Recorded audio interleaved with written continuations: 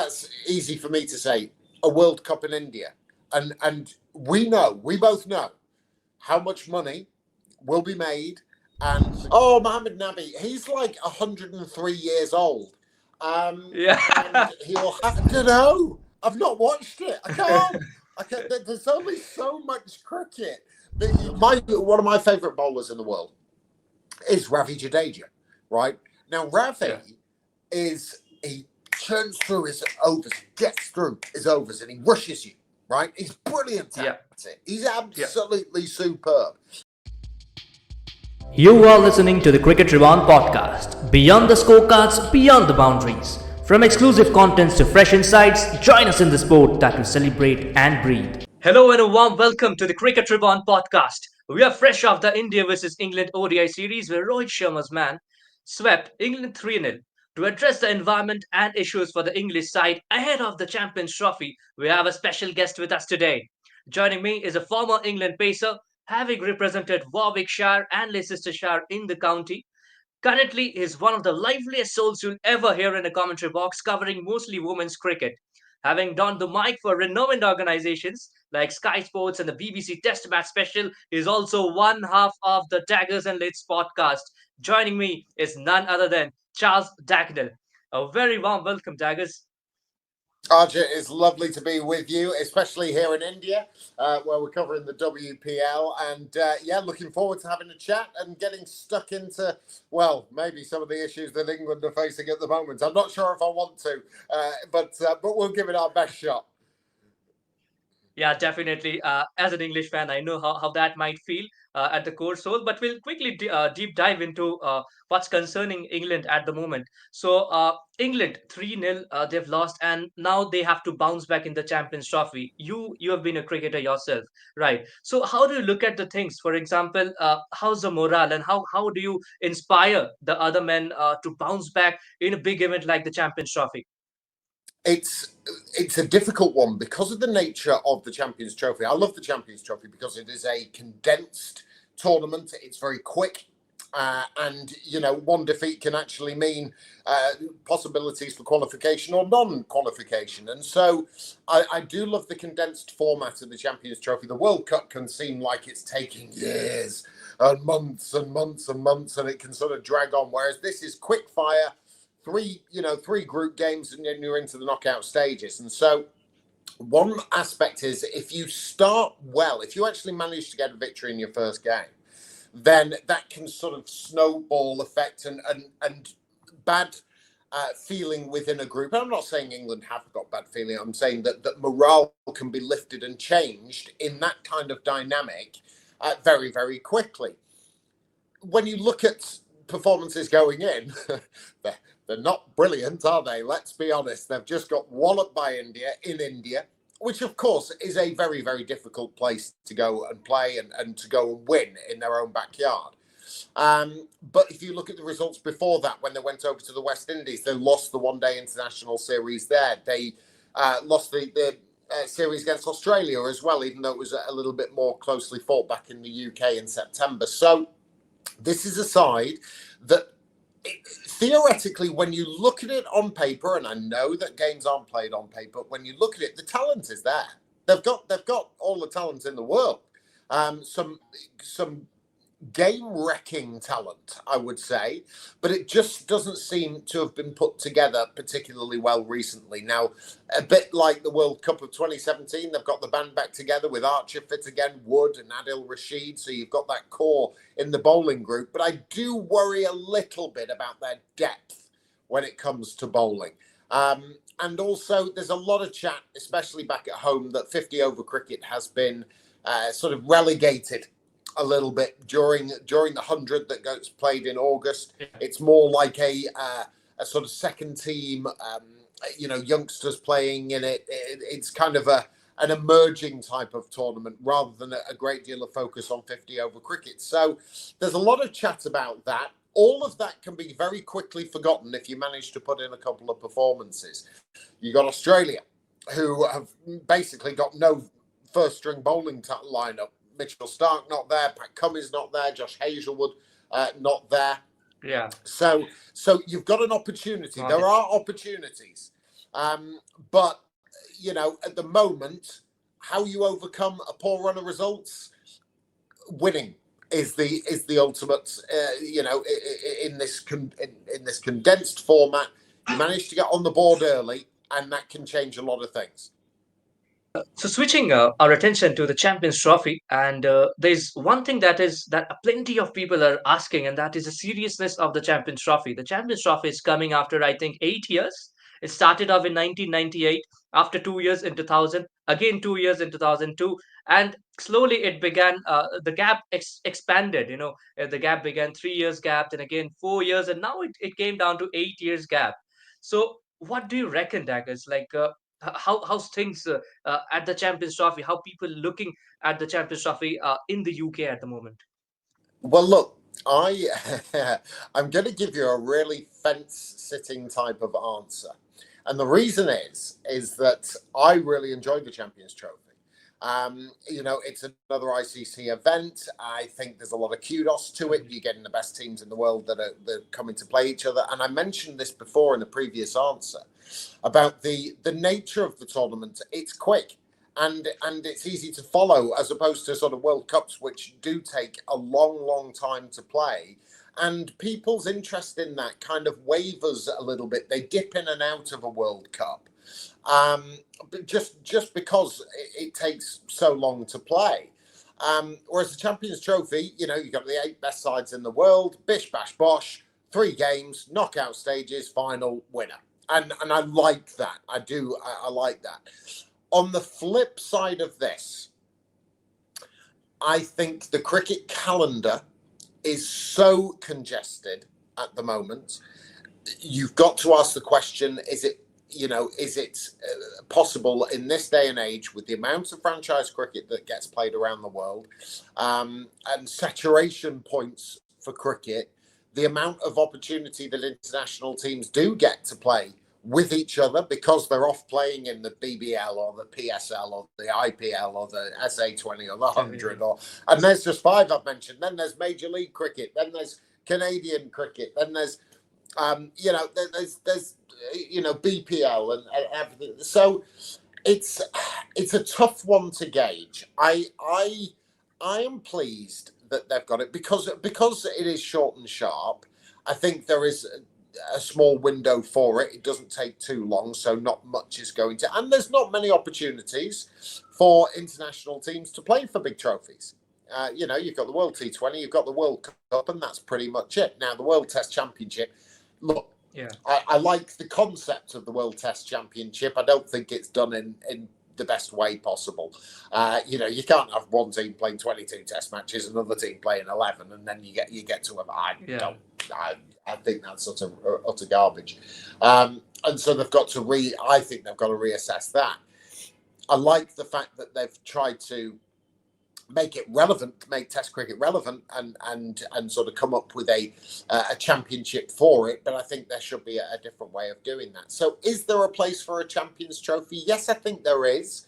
But I think that the international calendar, and look, it's not easy. I'm not saying it's easy at all. You've got to get the BCCI on board. You've got the ECB and the ACB, and you've got to get all, because everyone wants their own franchise tournament. And they deserve their own franchise tournament, and they're well within their rights to do so. But we are getting to a saturation point a little bit, where I was doing a tournament the other day. I can't remember which one it was. I was doing something, and there was 3 or 4 other franchise tournaments. In fact, I was doing the Under-19 Women's World Cup. Yeah. And the ILT20 was going on at the same time as the SA20, and I think the Bangladesh Premier League going on. Bangladesh Premier League was going on as well, and I'm just like, my God, there's only so much cricket you can try and keep up with. Someone asked me actually, and they said, how do you, what are your thoughts of the ILT20? And I said, I don't know. I've not watched it. I can't. There's only so much cricket that you can sort of imbibe at any one time. And so I think, I don't know who comes up with this. If Jay Shah, as head of the ICC now, has got to sort of rubber stamp the fact that there has to be a more discernible window for international cricket. That's why, in a way, I know I'm going off topic, but that's in a way why I like the women's game more, in that everything is segmented. You can do this with the women's game because it's still relatively new. And I don't mean that as the women's cricket is not new, but the modern women's game is relatively new. And so that you can have your WBBL in November and in early December. You can have then the Women's Premier League in February. You can have the 100 in August, and there's still time to play international cricket around that. And you can actually segment the calendar into these certain areas where it's a little bit more organised. Men's cricket at the moment is all over the show. And people, Moeen Ali, I think Moeen Ali played in the SA20 and then went to the ILT20 for one game. For one game he turned up. I think it was like that. So I know I'm going off topic a little bit, but it's all actually in keeping with the same thing. Is there too much cricket being played? And look, I don't know how you sort this out. I don't know how, there's a lot of money involved. There's a lot of rights holders. There's a lot of, trafficking of players going here, there and everywhere. And they have every right to try and earn a living playing as much as they possibly can. As for the importance of the Champions Trophy, I personally think, it is the third most important. It's after a World Cup. It's after the World T20. But is there a trophy available for an international side? And should international cricket still be the peak of the game? Yes, I do believe it is. And it should be. I'll be glued to it. And because I want to see the best players in the world representing their countries. Yeah, top 8 teams, isn't it? Yeah. Yeah, so very nicely mentioned about the Champions Trophy. I got a different response from Adam Collins, and I was speaking to him regarding the Australian preview, and he mentioned that, man, this Champions Trophy seems like it's just something that the India wants to win because they haven't won an ODI World Cup of late. So that is being, and the fact that it's being played in Dubai as well. You know what? That's So something. I'll just say on that, and I love Adam. I adore him. Sure. And I think that there are certain things that I don't agree with. And what I will say is that I totally understand that there are security issues, and I understand with Pakistan traveling to India or India traveling to Pakistan, and I get it. I do. Yeah. The question then becomes, it should never, ever not be safe for any players to go and play cricket in whatever country they do.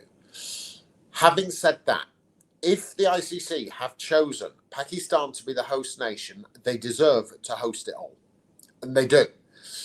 Now, whether that's getting the requisite security for the Indian side or whatever it may be, and if they're, look, there is enough security knowledge and information out there that these things have I'm sure have been done before. I don't like the fact that you're having to split a tournament over Dubai because of security issues. Then if that's the case, and I know I'm speaking, I'm a very, very small person when it comes to speaking of this. No team should feel like their security is at risk. No team. And if that's the case, you don't host it. I'm sorry, but you don't. And I realise that I realise that, and look, that's easy for me to say. A World Cup in India, and we both know how much money will be made, and the kind of ticket sales and the broadcast rights and all of that. So if a World Cup is in India, okay, but Pakistan should not feel like they can't go and play there, or feel that their security is at risk if they go to India and play.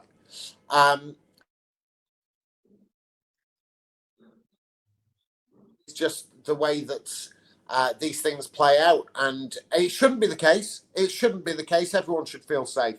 But I don't know what you do. I know they're going to Dubai. It feels, it feels like something's being taken away from Pakistan, where they deserve the right to host. Cricket's come back there. Everyone who's been there has been fully safe, has been fully. And I know it's different from an Indian perspective. I don't know how you overcome it, but it shouldn't be the case that a tournament host has to move games because of security issues and because of the sway of one particular board or another. But that's just the way I feel about it. I think it's sad that that sort of thing has to be sorted out. All right, I guess we'll quickly switch our attention to the Champions Trophy and England squad at the moment. So they have got one big news is no Ben Stokes, and he wasn't coming back from retirement like it happened before. So all right, uh, uh, in the bowling side they have got Jofra Archer, Gus Atkinson, Adil Rashid, Saqib Mahmood, Mark Wood. What I particularly see is Jofra Archer, Mark Wood, and Adil Rashid. These three are going to be the Yeah. constants, bowl 30 overs. But how do you distribute the other 20 overs? We did see that the pitches in Pakistan, they could be belted up tracks, right? Yeah, that's the question I've got as well, RJ. It's a really good one. I'm really pleased you asked me because I've been coming up with that as well. For me, they've got 40 overs sorted. Okay, the likelihood is they're going to play Bryden Cars, and he's come onto the scene and done fantastic things. Yeah, he can bat as well. Probably you don't want him batting any higher than sort of 8, I would imagine. Yeah, and then you have got a question. How are England going to do this? Now, are you going to shore up your bowling stocks by playing Jamie Overton, who can bat at 7? And look, I'll come back to that. Are you going to play Jamie Overton or are you going to play Jamie Smith? Because Jamie Smith should be fit and firing and he might have. So do you play the extra batter or do you play the extra bowler? Now, if Jamie Smith plays, then you're looking to get 10 overs out of Liam Livingstone and Joe Root, which is perfectly reasonable thing to do, but that doesn't give you as many options as if you were to play Jamie Overton. Then you've got 50 overs covered and 2 other spinners in Root and Livingstone as well. I think that looks a little bit more balanced as a bowling lineup. Having said that, is your batting lineup then a little bit light with Jamie Overton coming in at 7? Now, Overton plays a really sort of, his role is one where you don't want Jamie Overton batting 20 overs. That's what you don't want. Yeah. He is there. That is what. He is there to launch it out of the park from sort of 7 or 8 overs out. So what you're asking then is your top 6 to bat the majority of, if you're 100 for 5, you're in deep trouble if you're England, because you don't necessarily have that strength in depth with the lineup. Overton and Carse are there on a batting front for a very specific 10 overs in to the finish kind of role. So that is concerning. Can they bat? Yes, absolutely they can bat. But they bat in a certain way, and you want to use them at their strengths. Jofra can bat, Adil Rashid can bat, Mark Wood can bat, but it's all. Yeah, we did see that shit, right? Mark Wood's batting. Yeah, they can all bat, but what they can't do is get England out of a hole if they are 5 down for 100 or 150. So it is a lot would then. Yeah, a lot would then depend on your top 6. Now, your top 6, again, when you look at the talent there, Phil Salt and Ben Duckett can break bowling attacks. They really can. They are, incredible strikers of the ball, especially against the new ball. Ben Duckett's form in white ball cricket at the moment is absolutely superb. Then you've got superb. Arguably one of the best players of all time in Joe Root coming in at 3, and then Harry Brook, Jos Buttler, and so there is no problem with the talent. That is not an issue whatsoever. It's just how you fought. Ben Stokes is that cricketer. You see, it shows you how important he is as a cricketer, because then when you add him into your side, you're covered in numerous different ways, and I don't think England have got a replacement for that kind of player. So I'll be interested to see with what they go. I don't know if they'll play the extra batter or extra bowler. One thing I will say is that they've all got a lot of experience in Pakistan. They know the conditions well. They have done well I as think well. a lot. Not in the recent Yeah, and series, but in the previous Test series. Yeah, but they've played a lot of cricket out there, so it's yeah. nothing new for They're them. used to the Uh, conditions. Yeah, yeah, and I think a lot has been made as well of Brendan McCullum coming over and doing the white ball coaching as well as the Test match. He's now covering all of England's white ball cricket as well, and this BazBall, approach where you've got to be aggressive. And look, I go back to Eoin Morgan. He was the guy that changed England white ball cricket for the better, and it culminated in a World Cup win. And he wanted players to have that freedom, have that that freedom of expression to play their way, and not yeah, feel like they are restricted or will get lambasted for playing attacking shots or whatever it is.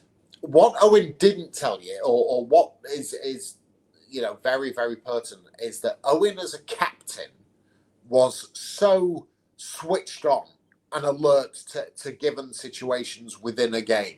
And he was one of those captains where players would run through a wall for him. They really would. And they would go that little bit of an extra mile. Now, Jos is a completely different character. yeah. He's had success. Soft He's lifted the spoken, World T20. He's softly spoken. And, definitely. and, and I'm not saying that's a bad thing. I'm saying it's just a Yeah, different thing.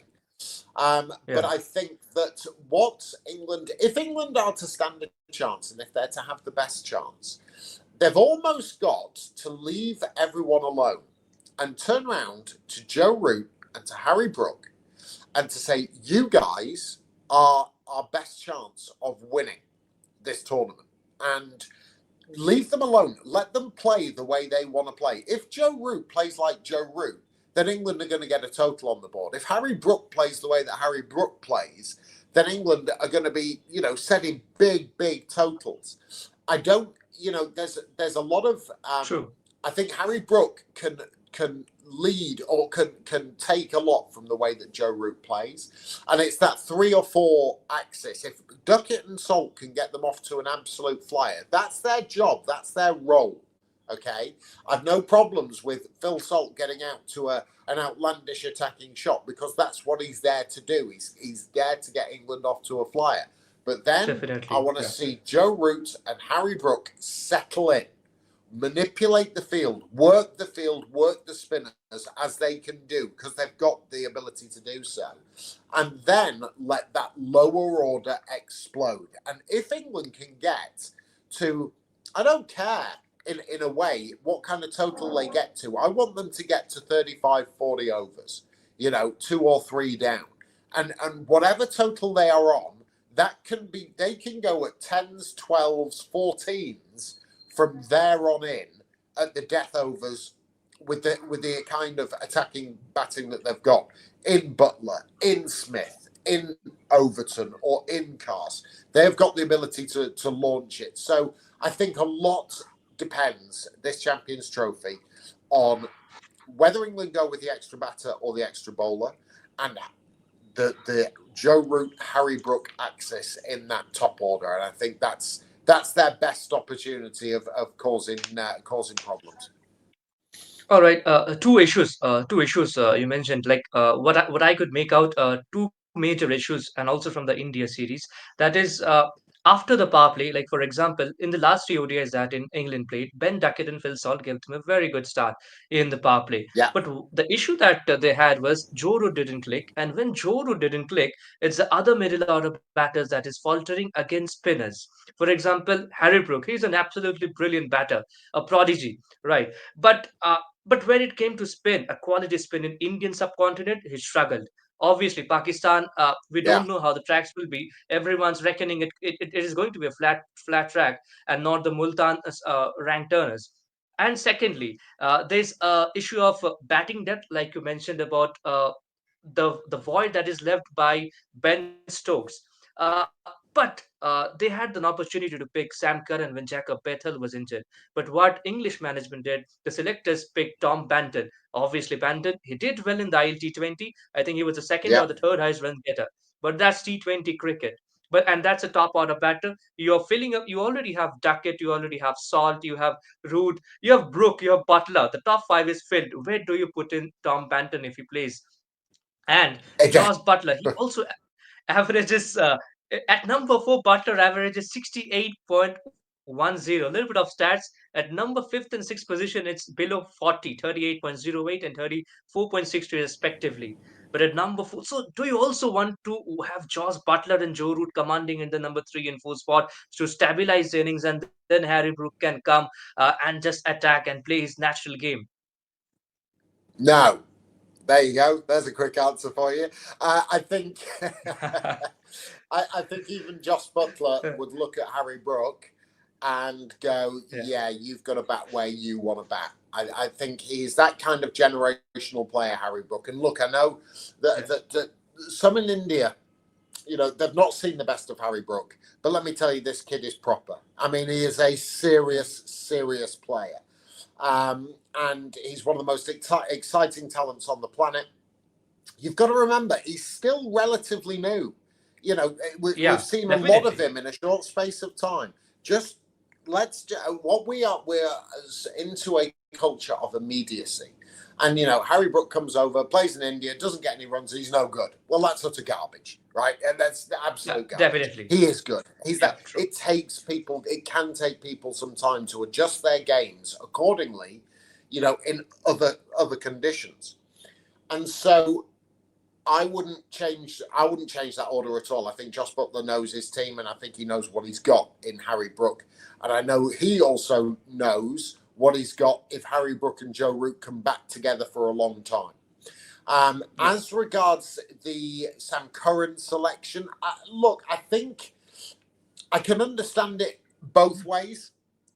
Oddly, it's a very difficult one when Jacob Bethel, and again, Jacob Bethel, you talk about Ben Stokes. Jacob Bethel was kind of playing that role, and again, he's another. I mean, I've watched Jacob Bethel. Of course, I'm going to be a fan of him because he's a Warwickshire boy. But I've been watching him since his under-19 days, and you can just tell with some cricketers where you just go, you know what, kid, you've got it, and he was one of those players, and I think that is a big blow to England because he again covered a lot of bases, and so that is, it's an interesting one with Banton. Look. He's just been out in the ILT20. He knows those conditions. He also knows Pakistan conditions, and he's in a really rich run of form. And one thing I will say about Tom Banton is that his form in England, he had a bit of when he got selected first for England, he came onto the scene, and then he really did struggle a couple of years afterwards. Well, he's got over that hump, and he's come back very, very strongly, worked on his game, worked on his technique down at Somerset, and he's a different player now. He really is a different player. So he was leading the side as well, I think, in my Emirates. He's a different player than he was 3 years ago, and that is a good thing for him. I think it's a good thing for England. Would I have been tempted to bring back Sam Curran? Oh, I always like a left armer. However, it solves the issue. You've got to. I'm just having a look at or having a think. They've got a lot of right arm seamers. I love Saqib Mahmood. I think he's a super bowler. He's one of my type of bowlers, and Gus Atkinson has had a great couple of 18 months as well. Is it worth having that left arm option? I think it's possible, and I think it might have well been a toss up, but. I think also, are England secure with the way that they want to go? And if they are, I don't think having an extra batter is a bad thing in Tom Banton. So I can see arguments both ways. As for their issues against spin, I sometimes think that they can get a little bit giddy. and feel like if they play out if they play out 4 singles and 2 dots in an over, that's a bad thing. No, it's not. Bowlers are allowed to bowl well in conditions that suit them, and if it does turn a little bit, if they're, Joe Root's one of the best players of spin in the world.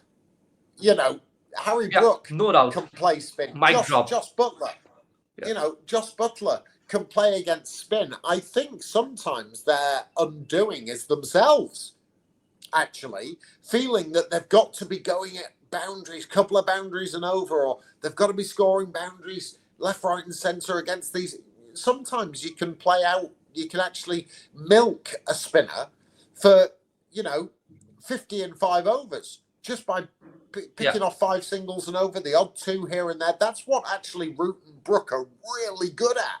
They're really good at milking spinners.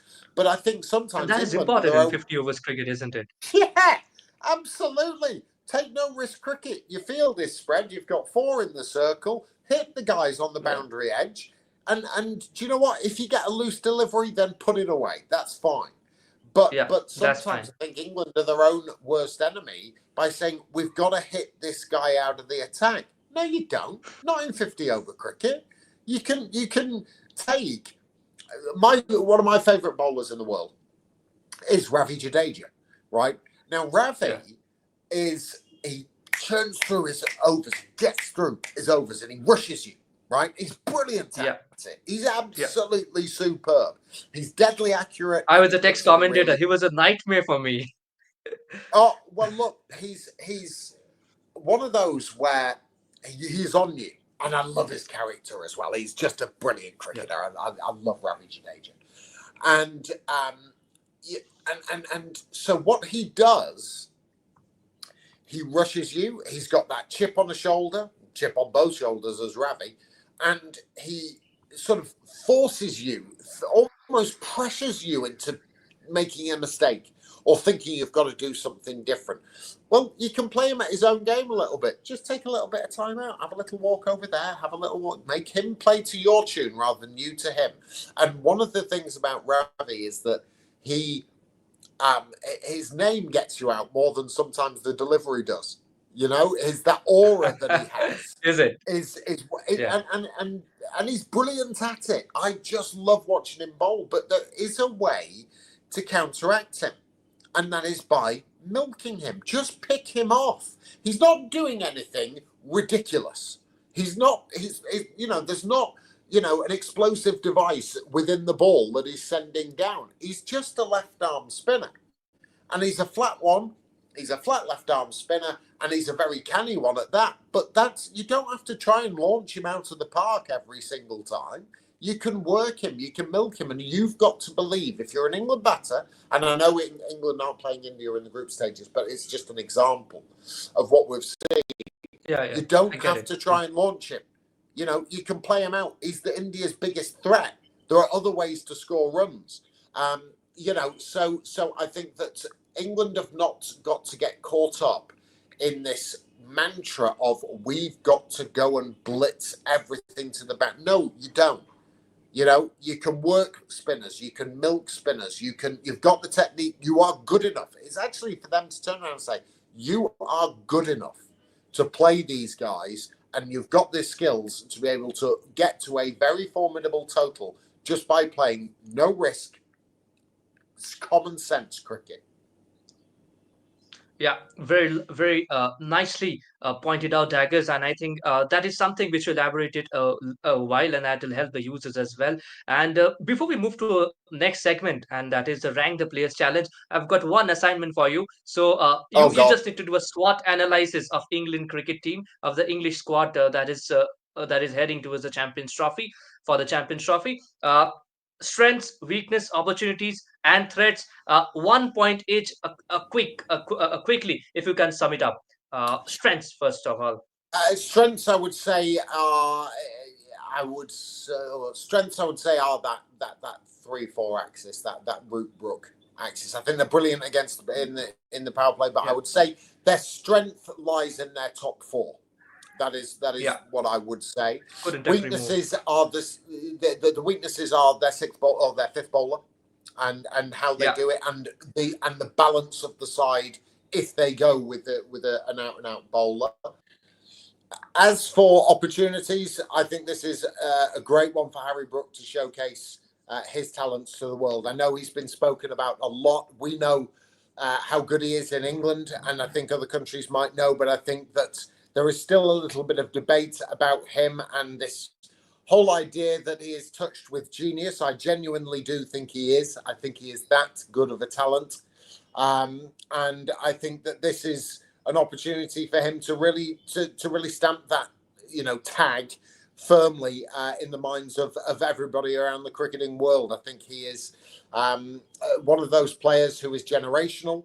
And look, we are very quick in the cricketing world to tag players and build them up before that they have, had an opportunity to have a good stint, 3-4 years in international cricket.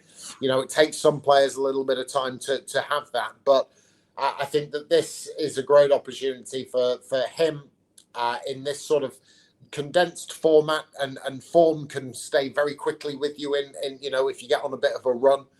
So I think the opportunity is there for Harry Brook to really realise all of the things that have been said about him previously.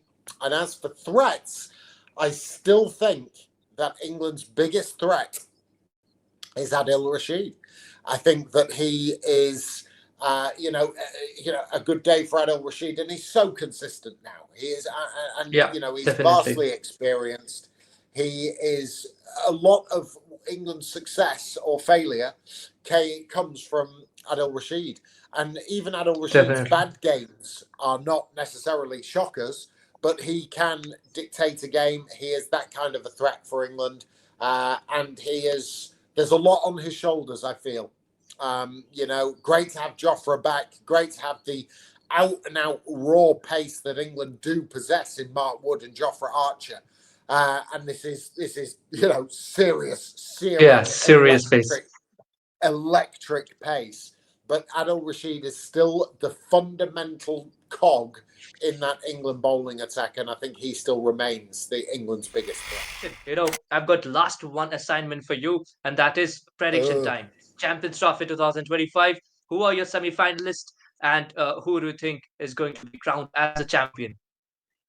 I've got a funny feeling. Well, I think it's very difficult to look past. Very, very difficult to look past India. I think they've got so many bases covered, and they're a phenomenal outfit. So India would be one. Yeah. I've got a sneaking suspicion. I think South Africa look good. I think they look really, really good at the moment. I've got a lot of, I think they're a really well-rounded unit. I think they look good. So that's South Africa. Out of that group, I worry a little bit. I think you could pick a name out of a hat for the other one from that group. And I'm looking at, Afghanistan, Australia. Australia are weakened, but it's a very dangerous game to bet against them. Afghanistan, do you know what? They have a good opportunity, considering what they did in the World Cup and the players they've got within that side. Do conditions suit them? Yeah, maybe. I think they're going to be a pretty tough prospect. And England as well. I